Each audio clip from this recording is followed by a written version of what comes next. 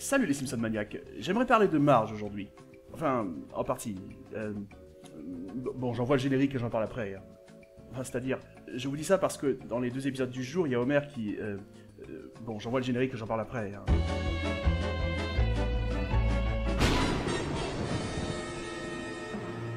Marge qui craque, ça lui arrive fréquemment.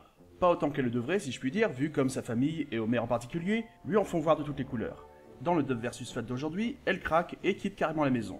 On va donc comparer un bon épisode avec Homer au foyer, Homer Alone en VO, référence à Home Alone, ou si vous préférez Maman j'ai raté l'avion. En tout cas, en VF comme en VO, le titre fait référence à Homer, mais c'est en fait autant, sinon plus, un épisode sur Marge. Et donc en face, le très décevant Ma femme s'appelle revient, référence directe en VF à Ma femme s'appelle revient de Patrice Lecomte. Et alors? Ah ok. En VO, Bonfire of the Vanities, référence à The Bonfire of the Vanities, Le bûcher des vanités, une nouvelle de Tom Wolfe. Dans Homer au foyer, Marge, fatiguée par sa famille, craque et décide de prendre des vacances, seule, au rancho relaxo. Dans Ma femme s'appelle revient, Homer doit de l'argent à la mafia et accepte de tourner un porno chez lui. Marge le découvre et, furax, elle se barre et se lie d'amitié avec un spécialiste des lamentins. Bon, qu'elle se lie d'amitié avec un spécialiste des lamentins ou un charcutier traiteur, limite peu importe. Mais l'histoire est d'une banalité effarante. Alors quelque part, oui, on pourrait dire qu'Homer au foyer, l'intrigue est simple. Marge craque, quitte la maison et passe de bonnes journées de repos, pendant qu'Homer galère à s'occuper de Maggie. Mais justement, ce genre d'intrigue simple, ce n'était pas encore un cliché utilisé jusqu'à la nausée à l'époque. En plus, dans les faits, il a beaucoup d'autres qualités que son adversaire n'a pas forcément. Finalement, la colère de Marge dans Homer au foyer, qui est plus un ras-le-bol, une sorte de goutte d'eau qui fait déborder le vase, est plus justifiée par plein d'anciens épisodes, même si la série est composée de loners. Il y a une bonne raison bien identifiable en face, c'est sûr, et pourtant... non. C'est d'ailleurs un des soucis de Ma femme s'appelle revient. C'est outrancier. Les gags, surtout, sont assez mauvais et outranciers. Déjà, un truc très déplaisant, Homer est trop stupide.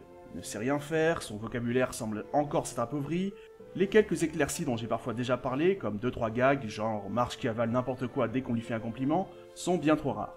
En plus, il y a des gags déjà utilisés dans d'anciens épisodes. Ça te dirait d'avoir un nouveau barbecue? Je pourrais brûler des preuves? On pourra tous faire brûler des preuves dedans.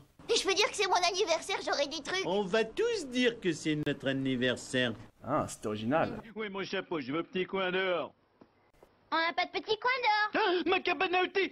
Papa. Il faut que j'aille au water dehors. Mais nous n'avons pas de toilette dehors. Hé, mon studio d'enregistrement! Ah, c'est encore plus original. Le premier, c'était une forte inspiration, là, c'est carrément de la repompe absolue. Dans Homer au foyer, si le premier acte est centré sur Marge, on la voit assez peu au rancho relaxo. Forcément, tout va bien pour elle. Donc ça se comprend, d'un point de vue écriture, pour un scénariste, c'est sans doute plus compliqué de faire rire avec un personnage pour qui tout roule. Heureusement, on a le reste de la famille pour bien faire marrer, et même pour Marge, il y a la vidéo qu'elle regarde avec Troy McClure, un personnage toujours fandard. Dans les deux cas, du coup, avec l'absence de Marge, Homer doit s'occuper de ses enfants. La différence dans Homer au foyer, c'est que Bart et Lisa vont chez leur tante pour une mini-intrigue drôle comme tout, et en plus assez réaliste.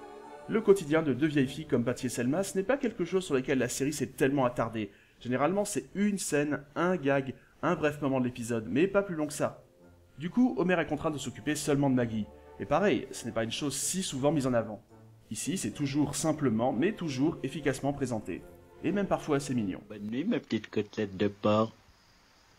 En face, Homer s'engage avec les 3 enfants dans un road trip pour retrouver Marge, mais Maggie fera de la figuration, Bart dira 2-3 conneries, et Lisa sera la rabat-joie de service.